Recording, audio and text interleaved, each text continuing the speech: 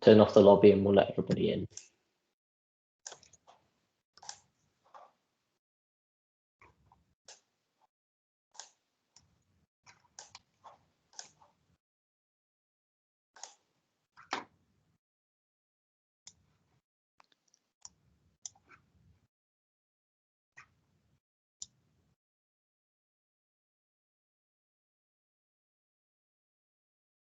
Phil, I think we're good to go, so take it away.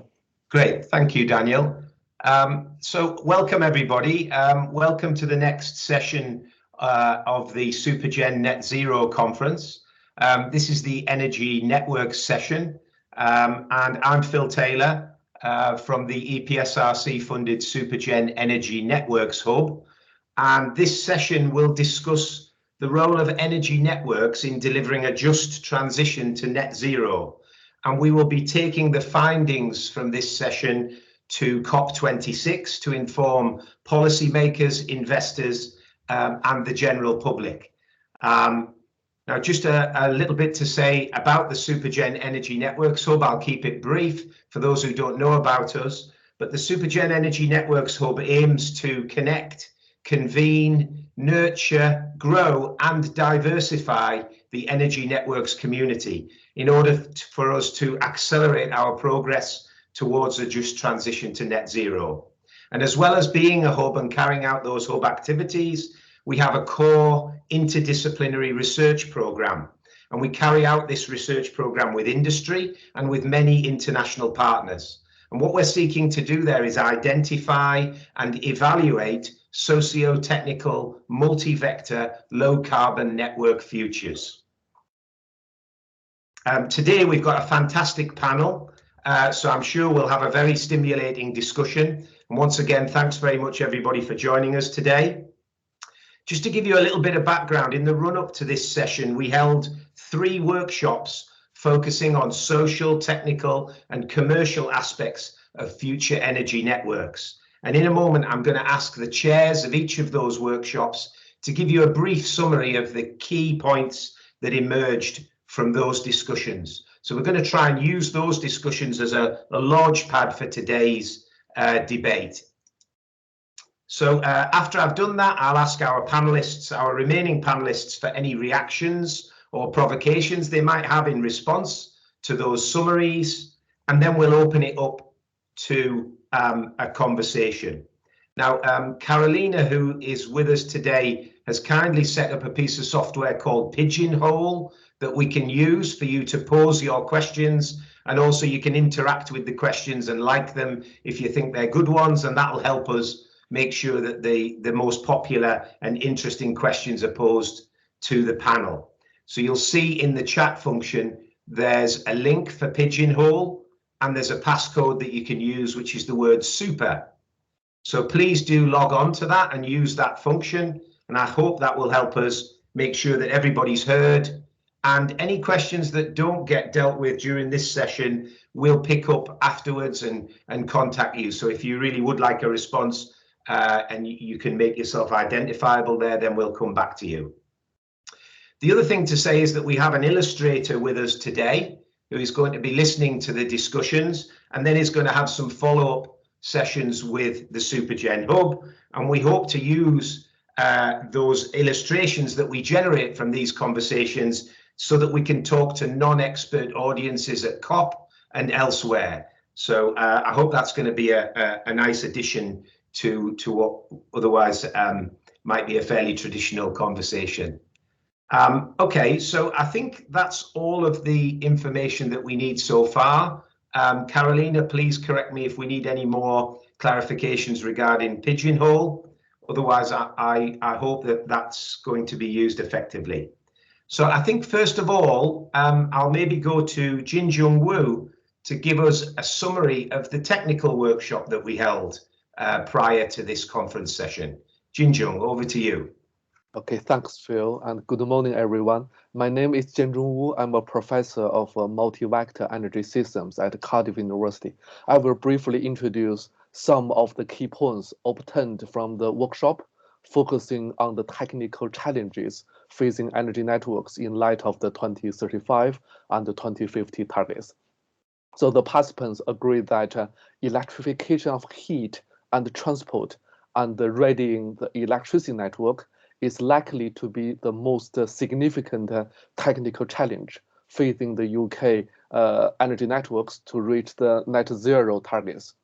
And unlocking flexibility and the demand-side participation will be essential to integrate low carbon technologies and reduce energy network reinforcement cost. And hydrogen and district heating could be used for decarbonizing heat, but unlikely to be ready in the short term and the middle term to deliver the urgent carbon reductions. The interacting interdependent multi-energy network architecture of the future will be much more complex and will require significant coordination to design and operate. The current workforce will need to acquire new skills urgently, and the energy network professionals are encouraged to creatively communicate the scale of the challenge, and it's time for all of us to move out of the comfort zone, to take bold actions, and to demonstrate net zero solutions for energy networks in real world applications. So this is a quick summary of the discussions during the workshop. Thank you. Thanks, Jinjung. A really nice summary there, and I'm sure we'll return to those and pick those up in a moment. Could I maybe go to Sado for a summary of the social workshop? Sado, are you there from the Black Southwest Network? I think you were with us a moment ago. Sorry, I was on mute. No problem. Super. Thanks, Phil. Good morning, everyone. Sado Jadi, Director of Black Southwest Network. We facilitated a workshop in Bristol, which very much had a social dimension, but with a very much focus on racial justice and inequality. So we tried to address through the workshop were very much around how do you enable voice and representation from communities, what are the key barriers, and perhaps what are the unseen, unintended consequences of the change. So in summary, there were three key points that emerged. I think number one was around inclusive, accessible messaging, just the lack of education and information on how communities can navigate the market, but broadly understanding environmental issues was a key focus of the discussion. Lack of knowledge, lack of information, and lack of understanding.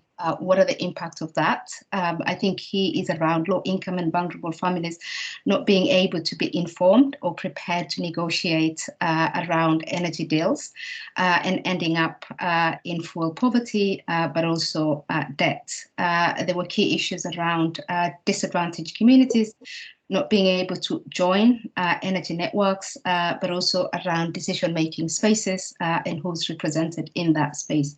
And key, most importantly, around just the lack and participation of young people and young voices in that space. Some of the ideas and solutions, which is really, really good to talk about challenges, but also to focus on solutions. I think key around learning and access to information. How do we make information accessible, but also how do we think about ways of making information accessible and learning, and especially engaging with young people from a young age to begin to participate and engage with environmental issues and to build the knowledge around that. And one of the key ways is around developing key partnerships with community organizations who are rooted within communities, working with communities and have access to people. Point number two was hugely around power and power imbalance. And again, that feeds to the wider issues around inequality. And it is around the broader issue of power imbalance, where the burden of environmental impact is often placed on individuals rather than on big corporations, institutions who truly have power, capital, and capacity to make significant change that's actually needed. What is the impact of that? Again, the impact of that responsibility squarely on individuals to change energy providers, for example, every year. And if you don't have access to information and some of the issues that I talk about, that becomes a big issue. And also vulnerable groups paying for green policies that cost on their bills independently of their income, energy consumption levels or methods of payment, again, building in inequality right from the beginning as we begin to think about the transition. And also broadly, that leads to perhaps privileged people being the only ones who are able to benefit from this change and positive outcome of green policies, and again, exacerbating and building inequality as we begin this process. So what were some of the examples and key solutions that came out? I think he was more around moving green technology cost on taxation rather than on bills. I think that sounds radical, but that really came out. Building more flexibility and easy communication into systems in order to have feedback and information. And also around redistribution of resources where capital shifts from wealthy spaces to underprivileged communities where it's needed the most. And this could include reclassification of government ports of decarbonization. As it currently stands, 85% of that goes to renewable energy projects, and 15% of that goes to the demand side management and no funding to specifically issues around social issues, social injustice, or fuel poverty. And finally, the point that really came out was around building the business case and action plan.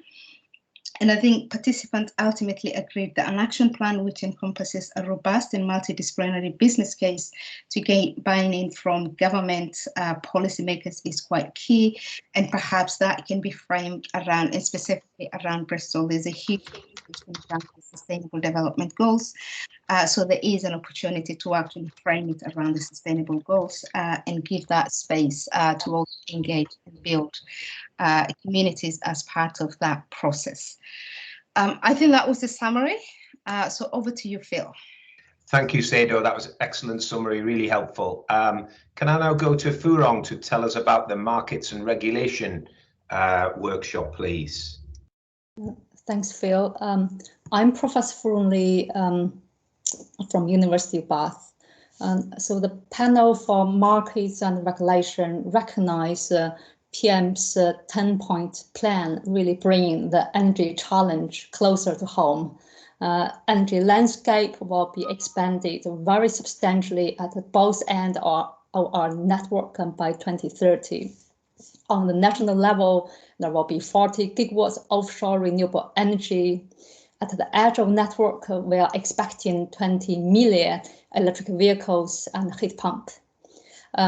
It's also expecting a smart, flexible network would enable these edge devices to drive a high utilization of renewable energy, and also expecting offshore renewable energy plays a central role in electrification of heat and transport. Except there are two challenges on the way. One is current market design is not set up to encourage millions of vehicles and heat pumps to follow intermittent renewable generation. The second is current distribution network pose a major barrier for flexible EVs and HPs to drive high utilization of renewable energy.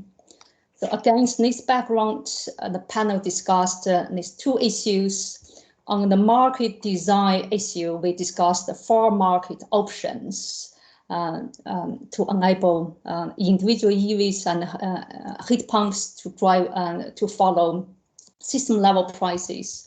For example, in terms of pricing, one spectrum of pricing is flexibility by default model, where EVs and HPs could be assigned a default time of use pricing and saving consumers from day-to-day energy trading.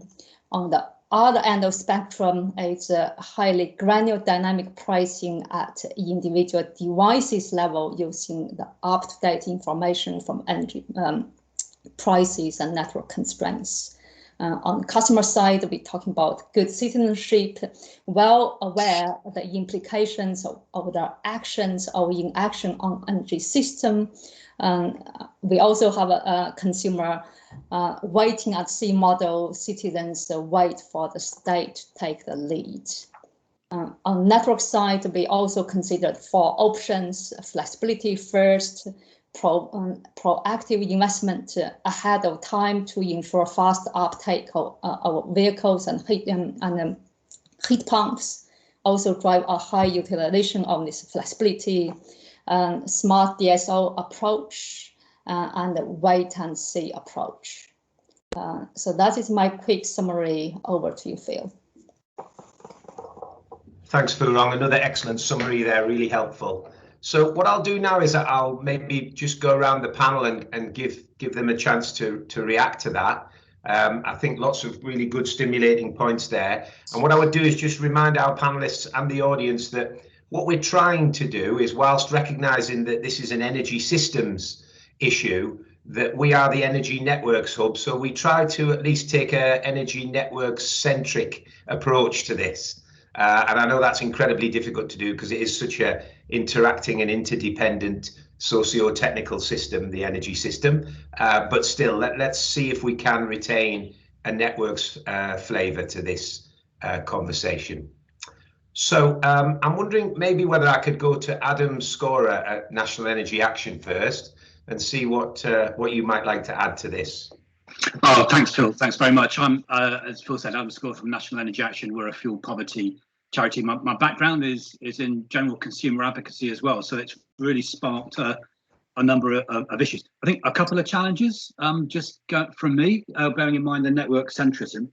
The biggest challenges I would see would be the certain costs and the uncertain distribution of benefits that we're likely to see, especially as networks will need to invest, not ahead of need, because we all know it's needed, but ahead of market consumption. And there's some really difficult challenges there about the extent to which we do this through a sense of market reform and market design, or we do it through a sense of business trade-offs in order to meet kind of business needs as you go forward. So it's a really big challenge.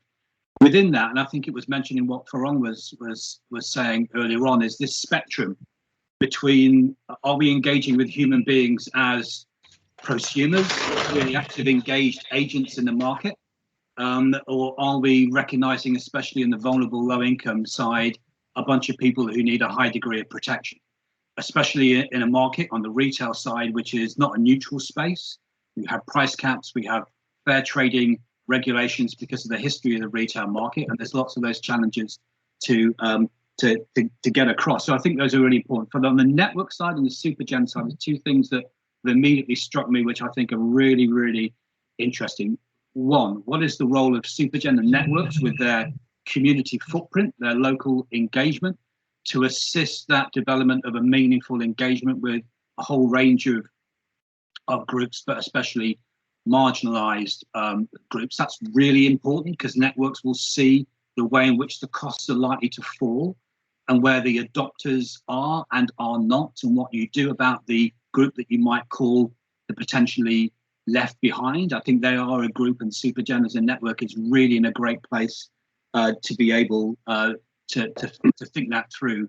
Key one for me, though, has to be is how we understand and articulate the choices about the likely quantum of costs, the intergenerational equity issues about asset lives and regulatory asset base and who pays them and how quickly we pay for them, but not just intergenerational equity, but what you might call adopter kind of equity, about those people with the kit who can benefit of it, who can read their half-hourly settlements and engage with the market, and those who aren't. That's the absolute crux of enabling networks to play an active role in something like a just transition to not only mitigate but bring benefits to the to fuel poor and low-income households. So, thanks.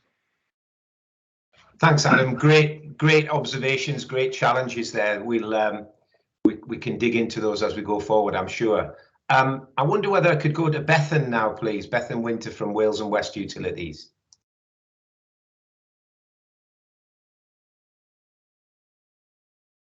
I think you might still be muted, Bethan. Sorry, unless it's just me. Oh, sorry, might be my headphones. Is that better? Yeah, thank you. Yeah, sorry, morning. I'm Bethan Winter. I'm System Operation Manager at Wales and West Utilities, so we're the gas distribution network for Wales and the South West. Lots of really interesting stuff coming out of these panels. And I think, I guess the ones that are closest to my role, I guess, and what I do, I manage the control room, and I think a lot of the discussions around flexibility and whole system integration are probably some of the things that we're battling with on a day-to-day basis. We are seeing requirements for flexibility already having an impact on the gas network. So, for example, we've connected a huge number of small flexible gas power gen sites over the last few years. I think just on our network alone, I think we've got about 40. We've got another 40 or so that are waiting to connect, and more that we can see on the electricity capacity auctions. And these power stations are, although small, they're very responsive to what's happening in terms of solar and wind generation, for example. So we're already seeing the change. I think, you know, we talk very much about what it's going to be like in the future. But I guess one of my key messages would be that it's happening already, and we can already learn from what we've seen so far in terms of forecasting the true impacts going forward.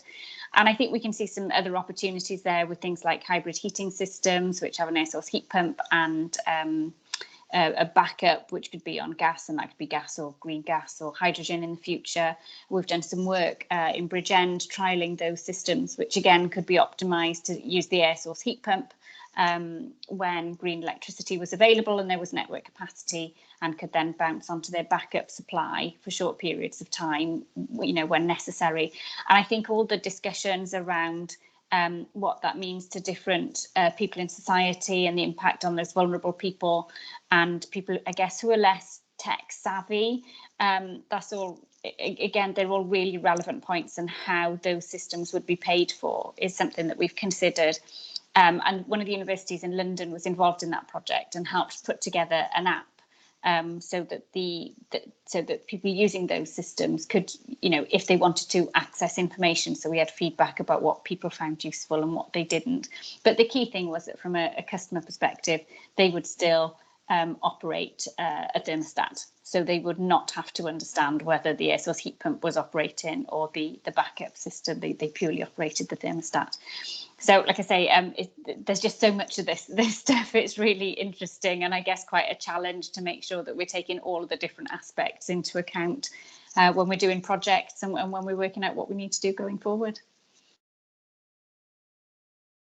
Okay, great. Thanks, Bethan. It's good to hear a bit of insight there about the gas networks and flexibility. And that is a term that's come up a lot in the questions and in the comments so far. So I think the extent to which networks can either deliver flexibility themselves or enable it from other sources connected to it, I think is a really key part that we need to consider going forward. Thank you.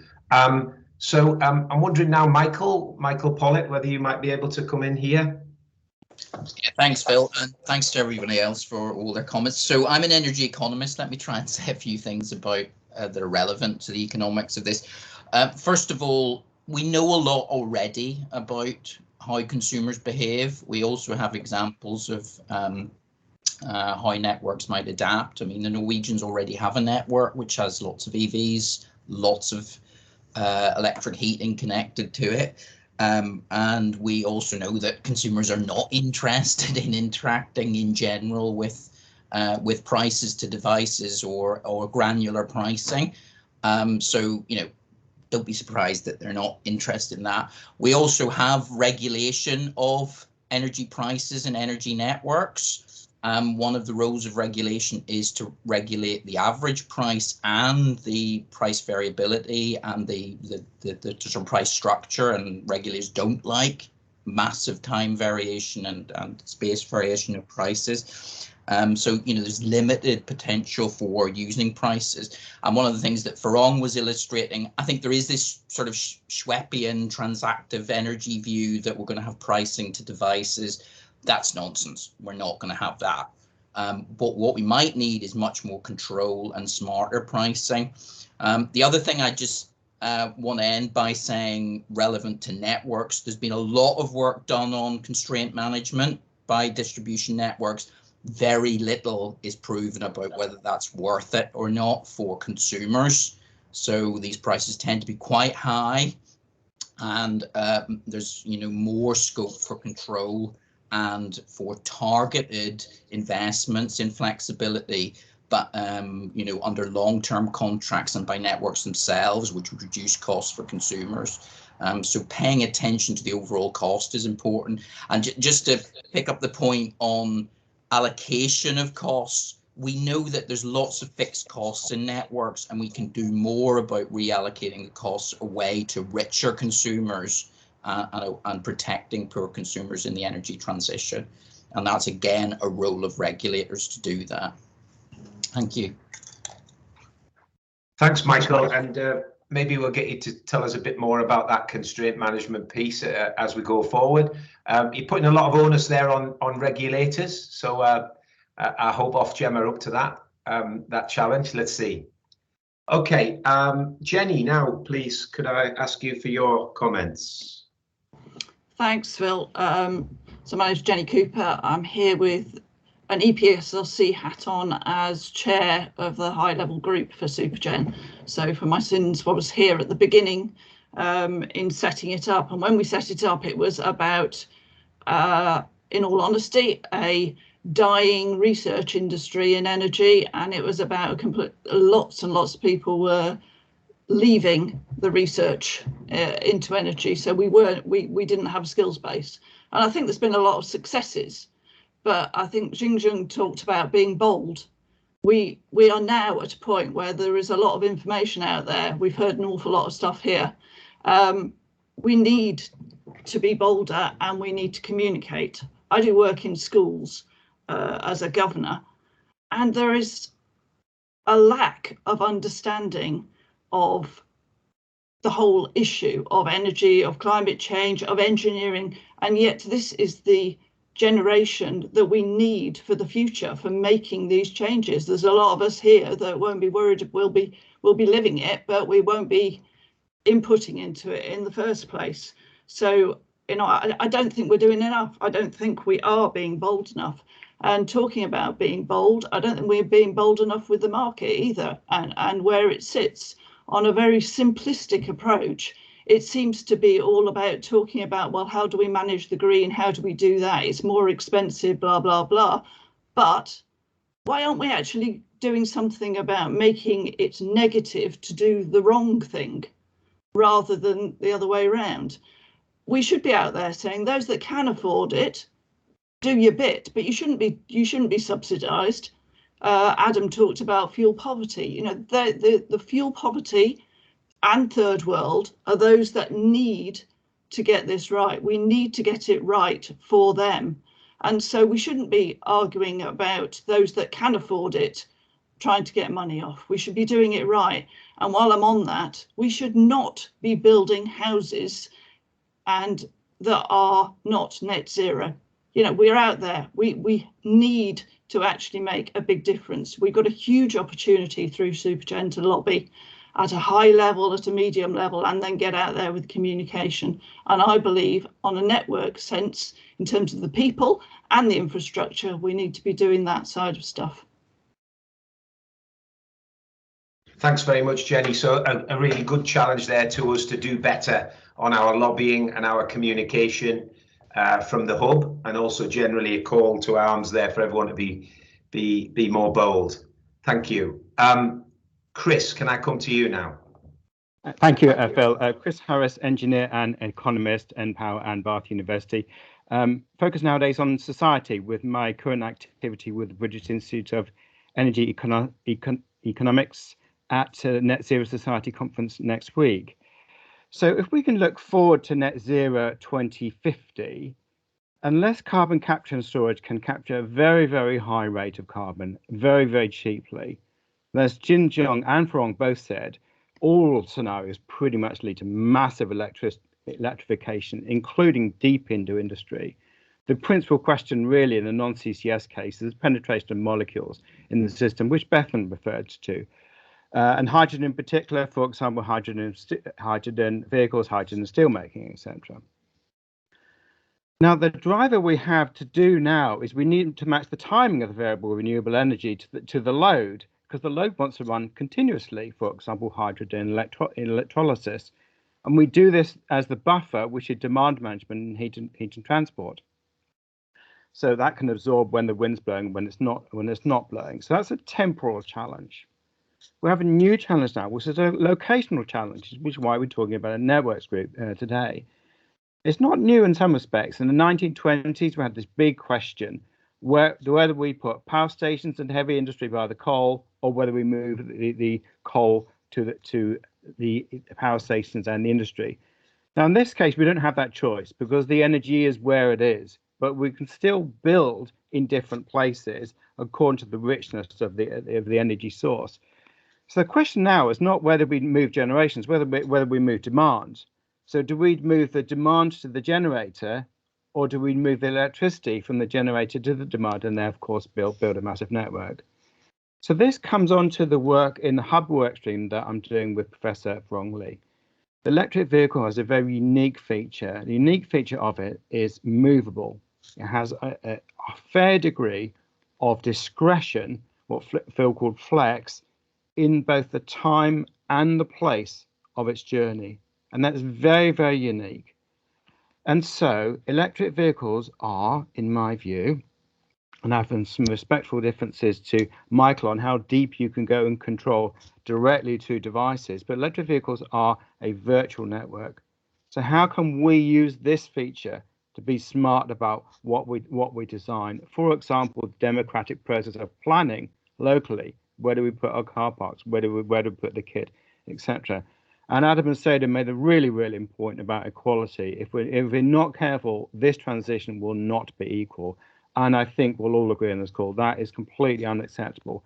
And yet currently there's a factor of 10 at least for EV charging rates, and not everyone's got EV charging. So this is something we really need to think about. So as a techie, I'm really into EVs as virtual network. But first and foremost, we've got to get the society right. Thank you, Phil. Thanks, Chris. So a really interesting and optimistic view about the value of EVs there. It'll be interesting to debate that a little bit further. So I think, if I'm not mistaken, everybody's had a chance to give a comment now on the panel. I'm looking at Pigeonhole here for questions that we can deal with, and we've got some good ones here, but I would encourage people to log on to that system and give us more. I think one that I would maybe put out there first of all, so there's a good question here from Spiros, really about talking about not just climate change mitigation, but climate change adaptation. And I probably should have said at the beginning when I set up this session that the Supergen Energy Networks Hub is looking at adaptation. It's quite clear that we're going to experience climate change, further climate change between now and 2050, and therefore our networks need to be resilient to that. And we are collaborating with meteorologists and other disciplines to look at that. So Spiros wants us to just touch on that for a little bit. How can we make our networks more resilient to extreme weather events? So maybe I could go to Jinjung to start with, and then if the panelists would like to raise their hand either electronically or physically, I can come to you if you feel you'd like to comment on this. Jinjung. Sure, thanks, Phil. Currently, I mean, the energy supply paradigm is mainly rely on this big centralized energy supply, and then through this network, hierarchical network to supply the demand. Looking at the future, if there's more and more extreme weather conditions, so we do need to consider how to improve the resilience, that is for sure. And recently, several disasters happened, the blackouts happened across the world. So this is an indicator, basically, we do need to pay more attention. How to do that? Currently, there's a lot of research and also demonstration. Something like a smart local energy networks. So we try to look at whether we could develop some local, energy system, which could improve the reliability and the security of the network. But definitely there's other implications, and including we may need a new local market arrangement, regulatory framework to encourage that. And how is the coordination between this big network and this local network, because the big network need a long time to be built. They're still on their, return period, so they want to get the money back. But suddenly a lot of energy flow disappear. What are the implications? So there's a lot of indications on that. But this is currently, in my opinion, is one of the key development. Try to make sure we have a flexible network architecture to do that. Another side, before I finish, I want to mention is we want to create this interconnected network, local network. The integration of them is one aspect, and also we try to use this cross-vector integration, electricity, gas, heating together to build to make the system stronger, basically. However, there's two edges. One side is that could help the flexibility provision, help the resilience, but at the same time, one fault, for example, one problem in one system could propagate across another system, and also probably propagate across scale as well, from local to global.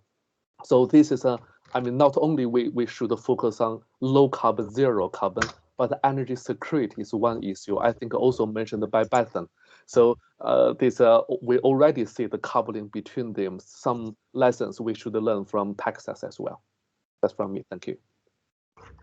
Thank you, Jinjong. And I think that point about interconnectivity, does it provide greater or less resilience, is a really open and thorny research question that we're trying to grapple with. I also think there's an interesting point here if we think about the blackout in August 2019 in terms of social inclusion and fairness. How do you decide who to disconnect when there's a low frequency event? Which parts of society do you deem it's okay to switch off, and which ones you don't? I'd be surprised if there isn't some human bias embedded in those systems if we really looked at that carefully.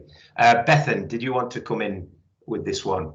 Yeah, that's great. Thank you. I think, and this is probably very much part of the day job for me. I think, so we have very robust resilience plans and emergency plans, as you can imagine, at the moment, for if there's a shortage of gas in the network, which, as you say, even with the connectivity we've got at the moment, could potentially have an impact on electricity generation.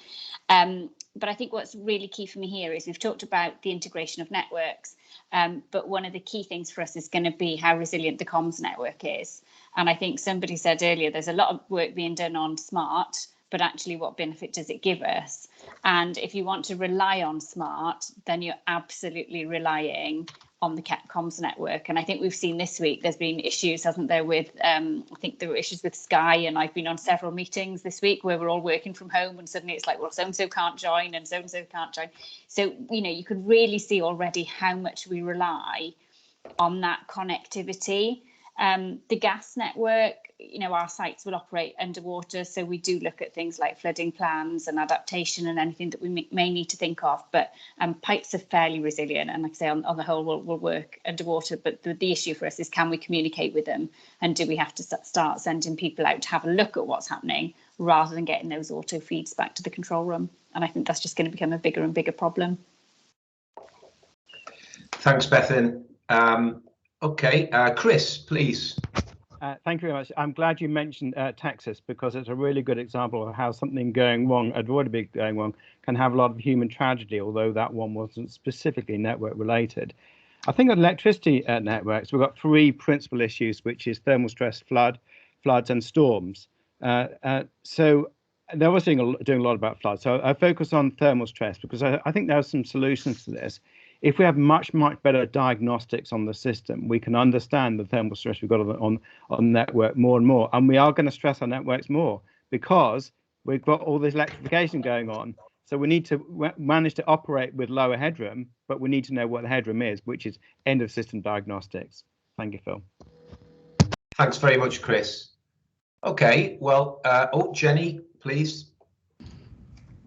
So I'm not representing National Grid here at all, but as many will know, I did the innovation management for many years, and there has been a lot of work done on the systems. But I would challenge the fact that, you know, we can sit back and say that we're resilient and there are no issues. The bit that I would really challenge is some of the examples that Chris gave there, that actually there is insufficient link back from industry into the research environment to be looking at these issues well. And that's the bit that personally I'm not seeing, that there is sufficient engagement. And so it has been for many, many years, to be honest. But I think the industry in this area needs to engage better with the research community than it is currently. And that's my challenge to industry and to academia to make that happen. Thanks, Jenny. Good point. Furong. I'd like to say that there are significant research activities from various network companies to see how the future extreme weathers might impact on critical network components. So I think understanding which components might be impacted the most, which might be impacted on the least, I think that's the first step. And then next step would be how you can operating a skeleton network in critical condition, and from there say that what are the network investment strategy might be refreshed in view of these future extreme conditions. I think that there are significant activities across national grids and various network company and gas network company. It's some joint up solution across the whole networks would be natural next step. Okay, thanks, Furong. So need for a sort of coordinated, joined up approach, I think, coming through there clearly. Okay, well, good. I think we can take some recommendations around adaptation and resilience to COP as a result of that conversation, and maybe we'll try and come back to people for further thoughts outside. So now we've got another question here from Duncan, which is a bit of a challenge, I guess, and it's fair enough, is that we've tended to have a at least implicit focus here so far on regulated networks. What about unregulated networks and built environment networks, which Duncan is suggesting are key here for us to consider? So could I maybe lay that challenge open to the panel? Quite a tough one, I guess. Good question. Chris. Thank you, Duncan. I'd agree with 100%. And the workstream I'm working with Professor Lee, the two big words for us are built environment. So everything goes together, roads and EVs, by way of example. So just absolutely endorse your point. Thank you, Phil. Thanks, Chris. I don't know, Michael, could I maybe push you, given that you mentioned regulation quite a lot in your opening remarks, what you feel about unregulated networks and any characteristics there that might be important in this context? Well, I mean, I'm not sure there is such a thing as an unregulated network. Okay, right. It may be just differently regulated. So, you know, it is the reason why we have regulators is to run low probability scenarios. That, you know, markets are really bad at that. Markets are good at dealing with sort of known regular risks, whereas these sort of low probability failure events, markets are really bad at, and that is the job of regulators to keep an eye on. So, you know, Duncan, we need to be a bit more specific about what the problem is, and, you know, why the combination of the regulation we have at the moment, which covers all sorts of different things, and the market incentives aren't there, and whether there are any, you know, scenarios we're not running that are looking more likely than they used to be, that somebody needs to be keeping an eye on. Thanks, Michael. That's a really useful clarification. Adam, would you like to come in here?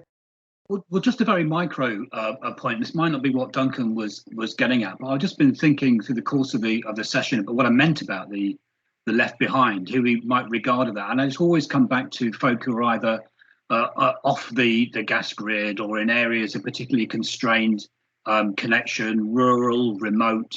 Those sort of folks where the connection to the grid in order to enable the electrification of heat or EVs is either it's not cost efficient or it ain't going to happen anytime soon. About the role of, but what the response is to those folk who are already distressed and neglected and kind of outlive the benefits of system design and systems changes, and it may be a greater role for hopefully there would still be regulated, but either for not currently grid connected network opportunities. So just something about thinking of it from the other end of the telescope, about those communities who are likely to be the most in need and the most likely to be left behind in the nature of the changes.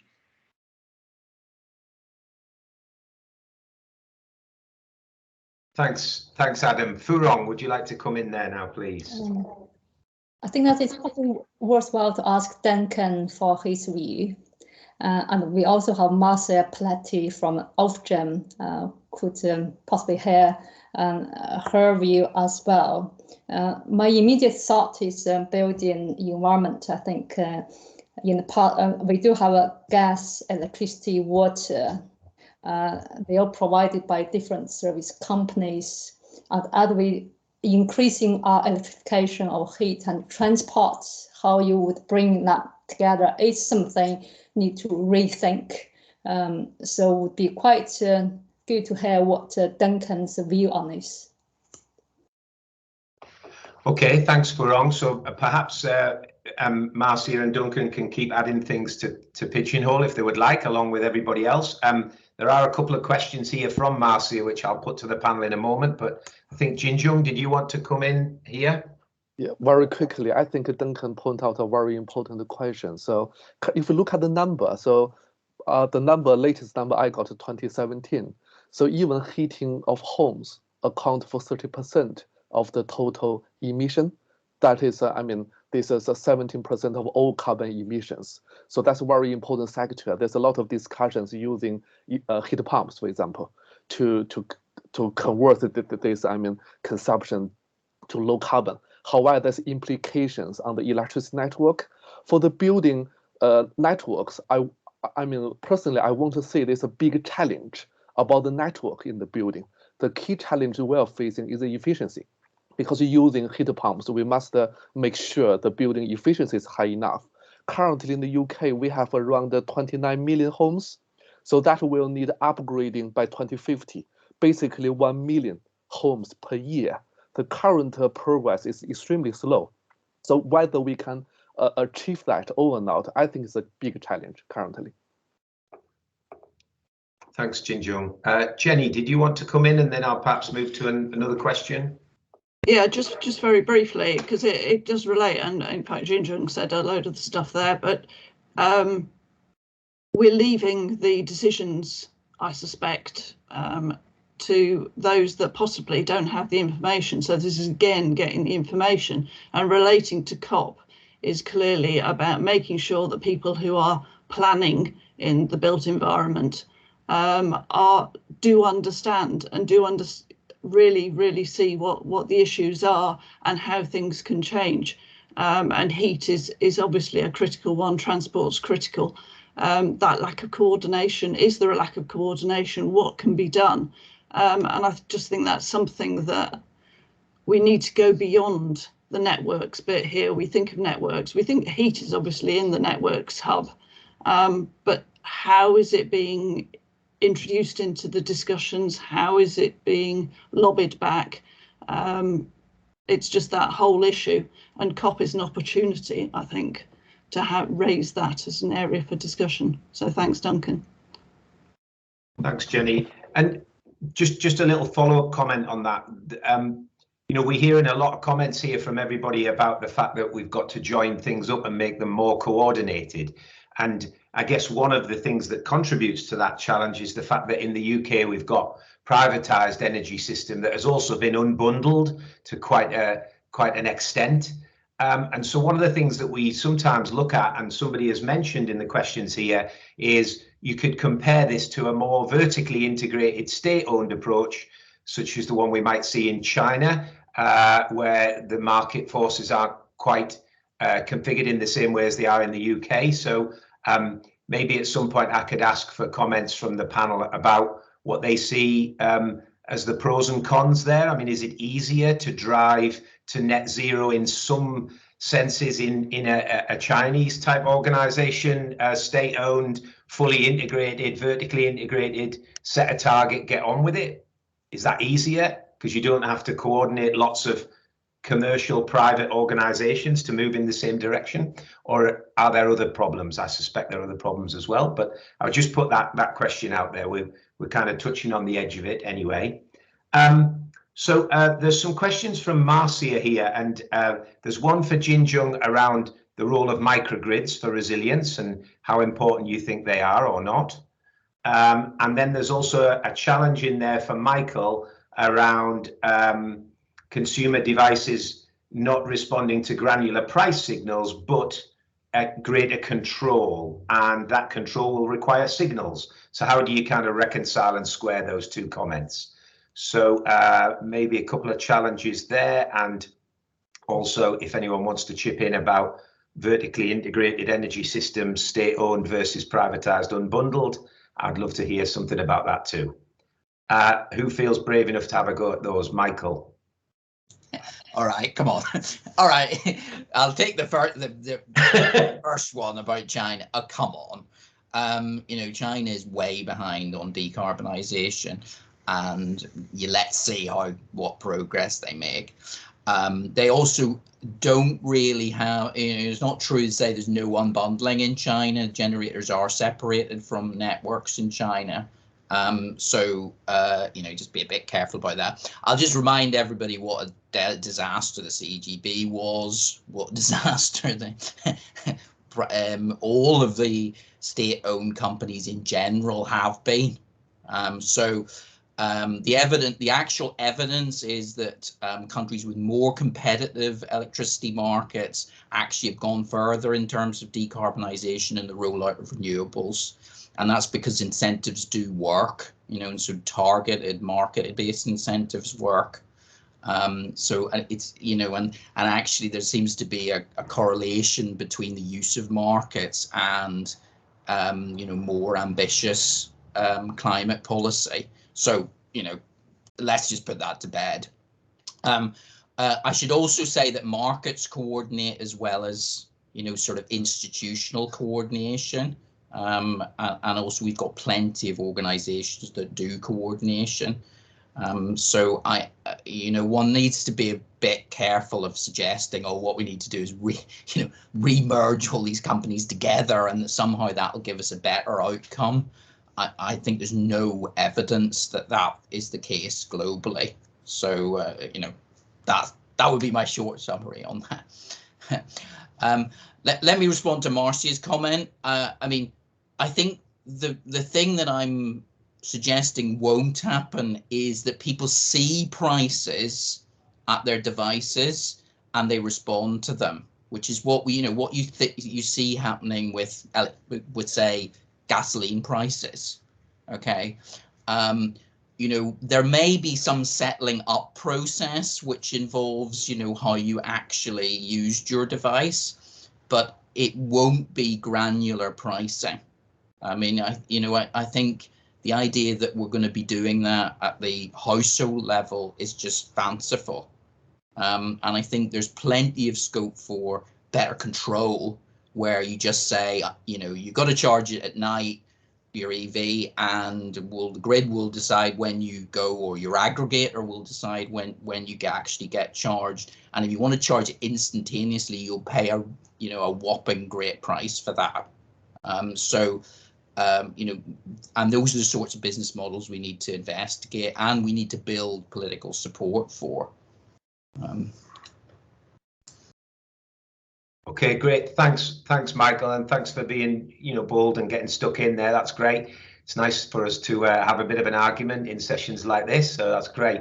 Can I just ask, I can see there are some hands up. If your comment is related to Michael's questions that he addressed, I'll come to you. But if not, I want to go to Jinjung as well on microgrids. So Adam, did you want to follow up on the thread that Michael's picked up on? Well, on the first thing that Michael picked up on, and less about, I'm not going to talk from the consumer end rather than from the benefits of any vertical integration or state. It depends what you want to do.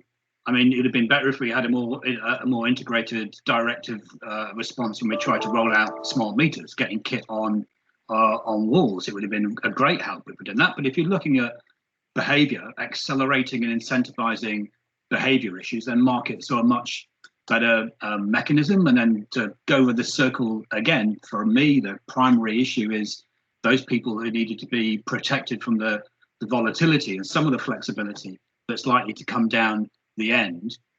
Again, don't make consumers do too much work, especially vulnerable consumers, either responding to price signals to develop system goals or to enable them to protect them themselves. So what you're trying to do, smart would have been better with a top-down directed approach. Behavior change need kind of market instruments and signals and enable people to respond to, but there's going to be a bunch of people who need to be protected from the market changes unless they're going to hold out. So it's going to be a mixed economy.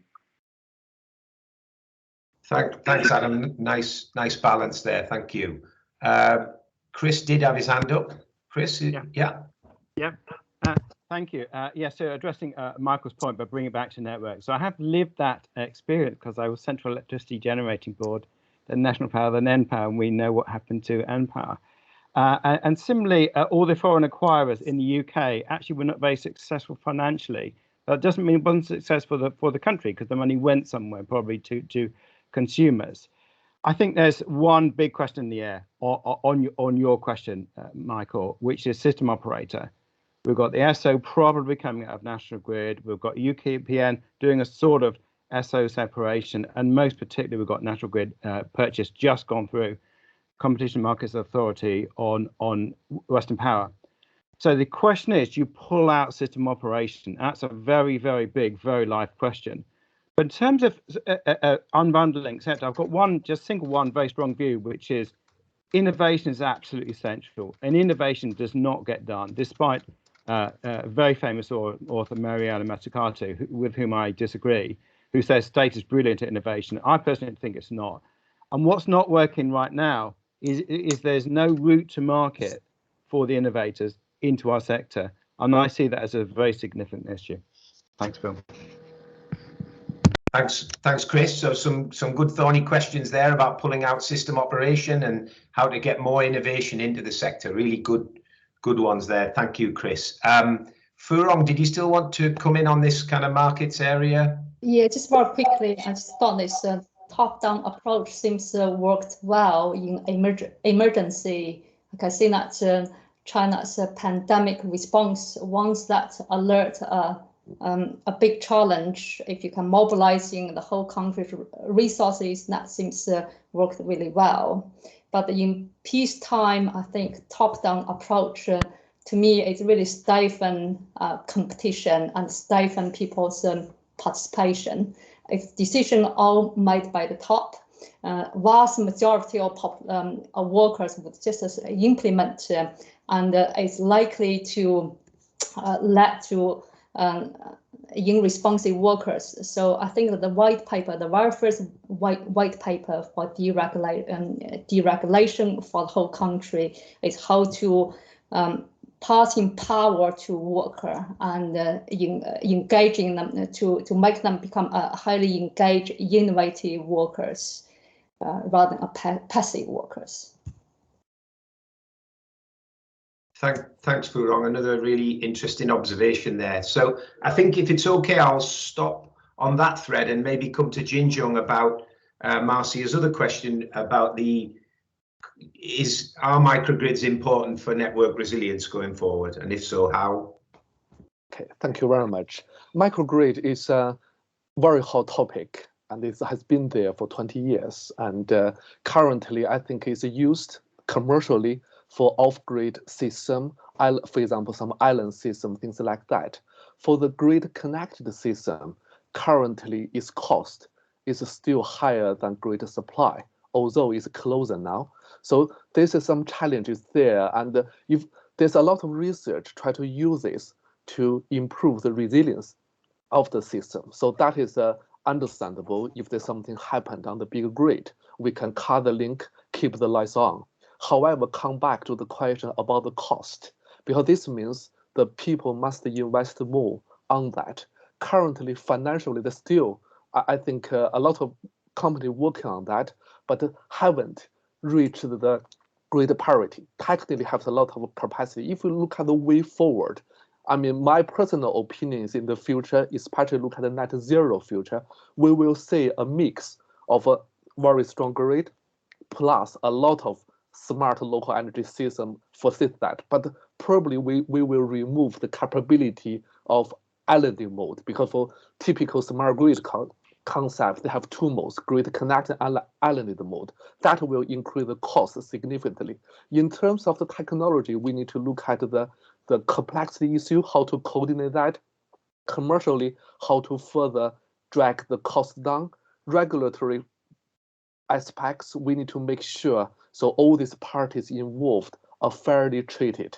Probably often need to consider that, and also how to protect these customers, especially vulnerable group. If they are in a microgrid, how to make sure they are fairly treated, they're protected. And so there's a lot of questions still there, but I can see there's a potential. It's still a hot research area. Thanks very much, Jin Jung. So maybe I'll try and change tack again a little bit. And there's a question here around how to get how to help school children understand the energy systems and engineering and see that there's a role for them going forward. How might we be able to do that? I think, Jenny, you touched on that earlier.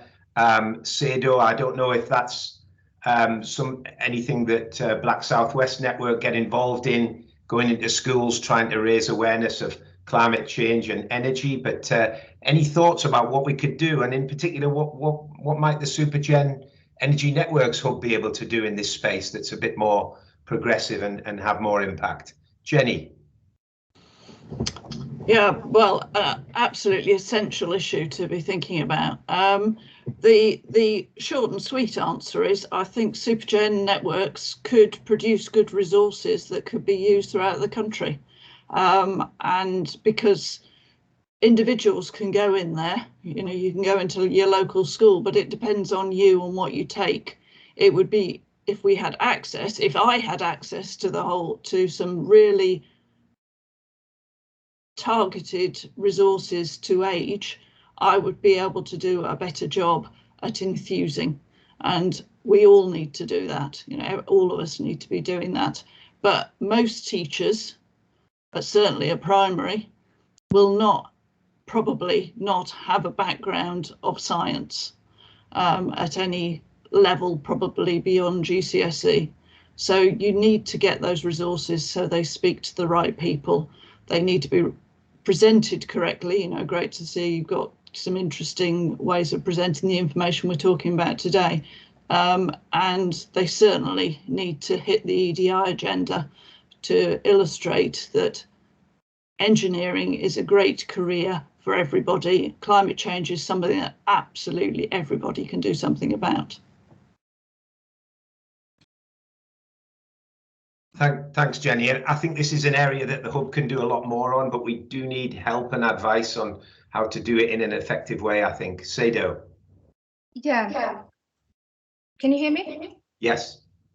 Yes, I think Jenny has touched on some of the points, and it really came up from the workshop, just around access to information, understanding, and I think that is a big issue because we have to, and just listening to the discussion has been really fascinating and quite useful.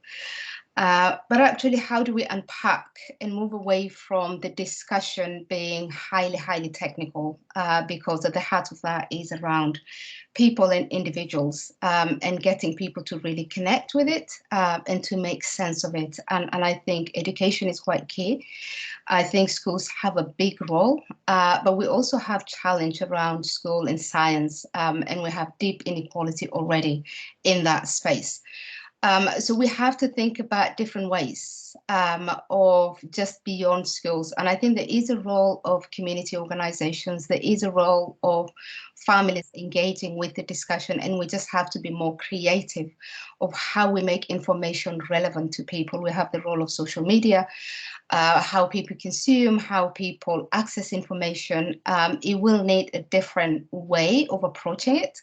And I think that connectivity comes from more engagement with society, with real people at an early stage than we are right now, because I just feel the conversation, there is a huge disconnect.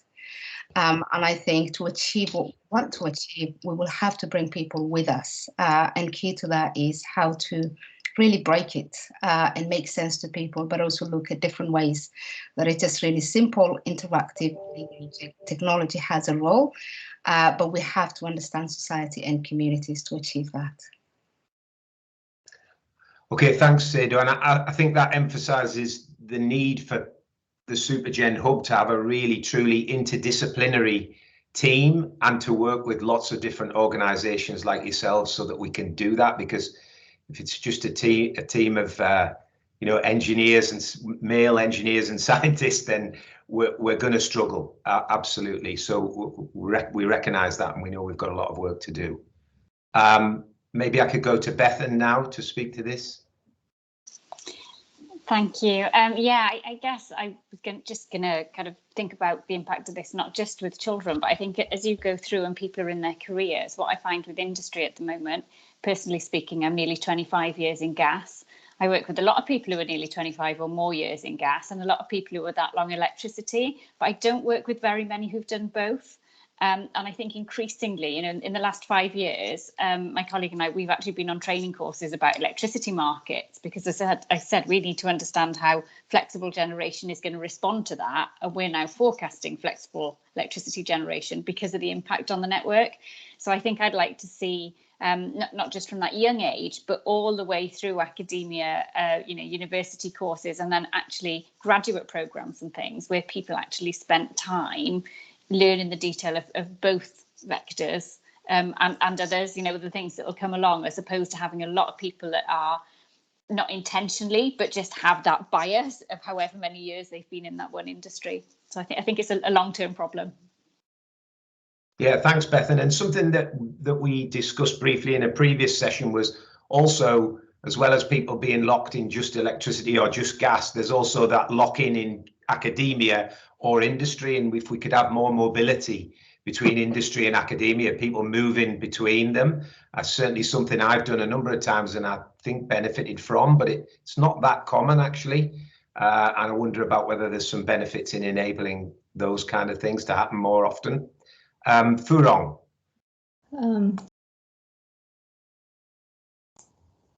I think Beth commented quite a bit I had in my mind. I think just coming to university program, and as we decarbonize, we got a lot of programming electric vehicles, and then you began to see undergraduates are much more interested in electric vehicles, in electrical system or energy system. So anything that people got really bright idea how to make energy system as exciting as electric vehicles, and let us know, because we do need to attract more people into energy system in addition to electric vehicles. Okay, thanks, Furong. So we're coming towards the end of our time. Bethan, there's an interesting challenge you may have spotted there from Michael, suggesting one of the reasons why academics don't tend to work on the gas system, but I'm just replying to it actually, and I said, yeah, happy to catch up separately. I think that there's a lot going on in terms of digitalisation and open data at the moment. And one of the things we're grappling is, well, what are people going to do with it? What is it they want and how are they going to use it? So I'd be really happy to pick up on that offline. Great, thank you. So maybe I'll finish off. I could maybe pose two questions, one to Adam and one to Chris. So Adam, there's a comment here from Sarah Walker about a little bit about how do consumers perceive energy networks? How many of them are aware of the difference between their energy supplier and their energy network distributor, for example? Do they have that vision or view of the energy network and what it does, or the energy networks that serve their home and businesses? If not, then what might we be able to do about that? And then one for Chris, I think a bit of a challenge to the EV, your very positive EV worldview there about, batteries are expensive for their environment. They're mined sometimes by children in the Congo for the cobalt. Are we going to create a big monster recycling, huge pollution problem? Are people really going to lend their batteries to support the grid if it deteriorates and reduces the lifetime?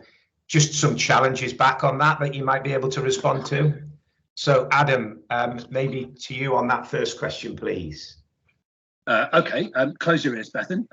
No, they don't know who their networks are, and why should they, unless they're disconnected from their supply or they're digging up the road. So that's not what networks are there for. Their major engagement is with suppliers, and that engagement can be fantastic and it can be lousy. The great challenge that networks have, and I think I can see them really wrestling with what is their role, what is their leadership role, and what is their contribution, for me always boils down to their footprint. They have this unique privileged position as monopolies within certain areas to engage with the systems changes that are happening, and for me just to explain why, not try to encourage people to do things differently necessarily, not trying to get behavior change, not trying to be messengers, policy agents for government, but to say this is why you will notice that things are changing, and this is why they are changing, and this is how it might affect you this year or next year or 5 years time, or in relationship to their business plan. It's gold. I mean, as the disaggregation of the supply market means they don't have, quite rightly, they don't have any geographical footprint. Local authorities tend to be underpowered and under-resourced, both in terms of insight, information, and kind of human ability to push those messages out. Networks know they've got a role. I think they're struggling to understand how to articulate and deliver that role most effectively to enable people not just to be aware of and engaging, but also to be local agents for net zero. And it's something which I think they need a bit of help to understand what their particular role is, how they can do it, and how that can be valued, given that they're a regulated entity going through their business plans and their price control process at the moment. Thanks, Adam. So I suppose quite a difficult challenge there for the Energy Networks Hub. How do we communicate about networks to customers if actually we probably in some ways want them to be invisible and just deliver silently in the background? Interesting, that one. We could think about that more going forward. So we've got 3 minutes left. Maybe I should just jump to Chris, if that's all right, and see what you feel about the EV challenge. Thank you. There are two challenges that are very, very distinct. So firstly, on the technical challenge, I answered it in the chat and very happy to take it offline, but couldn't do justice to both questions in a short slot. So I'll attend to the second one, which is the footprint of whatever you're making, batteries in this particular case. Now, all the networks really attend to the business carbon footprint, but they're also looking at, as all big companies are for the ESG credentials, to follow their entire footprint. A long time ago at National Power, we were buying palm oil, and the reason we pulled out of it was not because of deforestation, that was less known about, but we couldn't be sure about labour practice for the deep view of your footprint. So footprint measurement and ethical footprints is absolutely key. And maybe I'll just summarize is in the simple bits, which is carbon orientated, which is you've got the four metals, copper, aluminium, steel, and cobalt, that are particularly relevant here. Now, all of those you can trace back in carbon. And if you can trace it back in carbon, you get a lot of other traces as you're going back, and that's helpful. So actually just doing your carbon footprint really, really helps you a lot. Thanks, Phil. Thanks very much, Chris. Okay, so we're just about out of time. So I think what I'd like to do now is just really thank the panel for what I thought was a really stimulating, fantastic conversation. Thank you to everybody who attended as well, and for the great questions that you posted. I hope you enjoyed that conversation. I certainly did. Please do, if you're not already involved with the Supergen Energy Networks Hub or any of the Supergen hubs, please do get in touch with us. We want to work with you. We want to learn and make a great contribution. We'll share notes from this and anything we take to COP with all attendees. And also this session has been recorded and we'll make that available to you if that's useful. And then I guess just to flag that there is a Super Solar Hub session at 1 o'clock today, and then also the final session, which is about policy implications to take to COP26. So please do look out for those and join them. Thank you very much, everybody, and see you again soon, hopefully, to keep this conversation going. Thank you. Bye-bye. Bye.